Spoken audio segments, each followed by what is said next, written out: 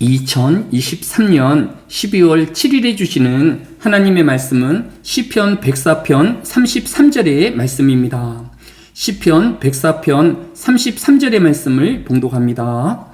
내가 평생토록 여호와께 노래하며 내가 살아있는 동안 내 하나님을 찬양하리로다. 아멘. 새로운 하루를 시작하는 모든 성도가 잊지 말아야 할 것이 있다라고 하면 그것은 무엇일까요? 첫째, 성도는 창조주 하나님을 기억하며 그의 경외함을 잊지 말아야 할 것입니다. 시편 104편의 시작인 1절은 내 영혼아 여호와를 송축하라. 여호와 나의 하나님이여 주는 심히 위대하시며 존귀와 권위로 옷 입으셨나이다 라고 하였습니다. 오늘 시편은 사람이 하나님을 경외해야 할 이유가 환경이나 그의 복됨을 인하여서가 아니라 창조 하나님의 스스로의 위대하심과 존귀함 때문이라 라고 하였습니다. 시편 96편 6절도 존귀와 위엄이 그의 앞에 있으며 능력과 아름다움이 그의 성소에 있도다 라고 하였습니다. 오늘 하루를 시작하는 모든 피조물인 사람은 만물을 창조하시고 또 전능하신 그 하나님의 존귀함과 권위를 잊지 말아야 할 것입니다. 둘째, 새로운 하루를 시작하는 성도가 잊지 말아야 할 것은 무엇일까요? 시편 108편 3절로 4절은 해와 달아 그를 찬양하며 밝은 별들아 다 그를 찬양할지어다 라고 하였습니다.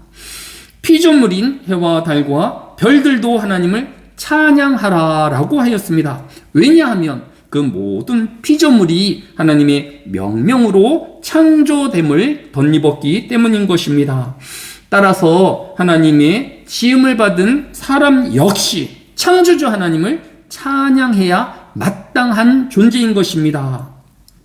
오늘 본문인 시편 104편 33절도 내가 평생토록 여호와께 노래하며 내가 살아있는 동안 내 하나님을 찬양하리로다 라고 하였습니다.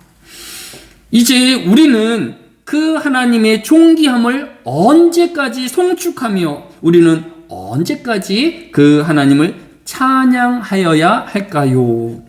오늘 본문인 시편 104편 29절은 주께서 낯을 숨기신즉 그들이 떨고 주께서 그들의 호흡을 거두신즉 그들은 죽어 먼지로 돌아가나이다 라고 하였습니다.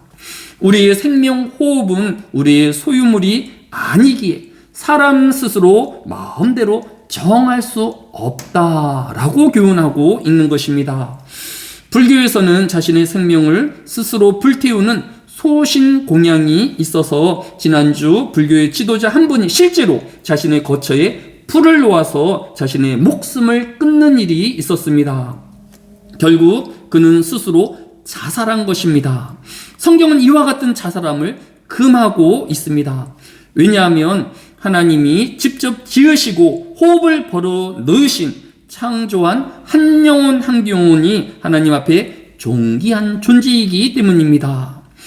사울 왕의 추격을 피해 도망다니는 비참한 삶을 살고 있었던 다윗조차도 시편 16편 3절에서 땅에 있는 성도들은 존귀한 자들이니 나의 모든 즐거움이 그들에게 있도다 라고 하였습니다. 다윗은 자신의 외모와 형편에 상관없이 하나님의 피조물이기에 모든 사람은 존귀한 존재다라고 고백하고 있는 것입니다. 따라서 사람은 하나님의 생명호흡을 거두시기 그 전까지 하나님을 찬양하며 또 그 하나님의 권위와 또 그 하나님의 위대하심을 송축하는 존재가 되어야 할 것입니다. 오늘 하루도 하늘의 모든 성도들이 창조주 하나님을 기억하며 또 존귀한 자로 하나님의 치음받음을 감사함을 잊지 아니하는 이 하루 되어지시기를 주의 이름으로 축복합니다. 사랑이 많으신 아버지 하나님, 또 새날을 우리에게 허락하여 주시었습니다. 이 하루를 내 것이라 주장하지 아니하게 하여 주시고 창조주 하나님을 기억하는 하나님의 백성들이 되어지게 하여 주시기로 합니다. 하나님의 부르시는 그날까지 하나님을 찬양하는 자가 되어지게 하여 주시고 하나님을 경외하는 자가 되어지게 하여 주시기로 합니다. 노년에 있는 또 하늘의 교회의 모든 부모님들과 어르신들을 하나님께서 위로하여 주시고 그들의 날까지 하나님 앞에 감사의 날들로 채워가게 하여 주옵소서. 이 안에도 하나님께서 우리와 동행하여 주시고 우리와 복 주시는 그 하나님을 만나오게 하여 주옵소서. 감사를 드리오며 예수님의 이름으로 기도드렸사옵나이다. 아멘.